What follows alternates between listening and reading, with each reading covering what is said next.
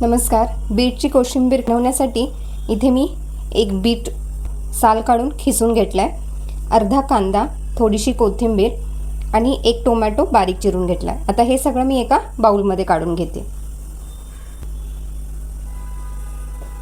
हे मिक्स करून घ्यायचं आहे. बीट, कांदा, टोमॅटो घालून सुद्धा बीटची कोशिंबीर खूप छान लागते.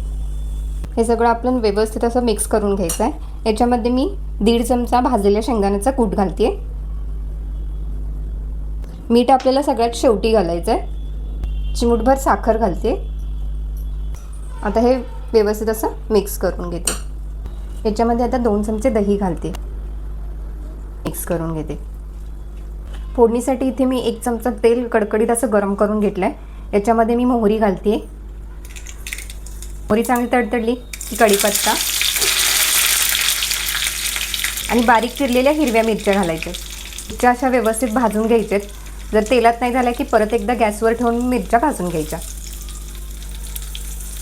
मिरचीला डाग पडले पाहिजेत अशा मिरच्या भाजून घ्यायच्या, म्हणजे कोशिंबीर खूप चवीला लागते. हे बघा, मिरच्या अशा भाजतायत. मी परत एकदा गॅसवर ठेवून जरा मिरच्या व्यवस्थित भाजून घेतल्या, कारण मिरच्या भाजल्या ना की कोशिंबीरला खूप छान चव येते.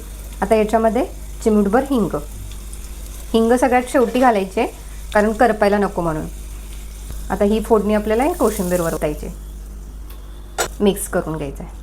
आणि आयत्या वेळेला मीठ घालायचं आहे. जेव्हा तुम्ही खाणार असताना अगदी त्यावेळेला मीठ घालायचं याच्यामध्ये. आता याच्यामध्ये मी चवीनुसार मीठ घालते. मिक्स करून घेते. तयार आहे खमंग अशी आपली बीटची कोशिंबीर. नक्की ट्राय करा. रेसिपी आवडली असेल तर रेसिपीला लाईक करा, शेअर करा आणि अशाच नवनवीन रेसिपींसाठी चॅनलला नक्की सबस्क्राईब करा.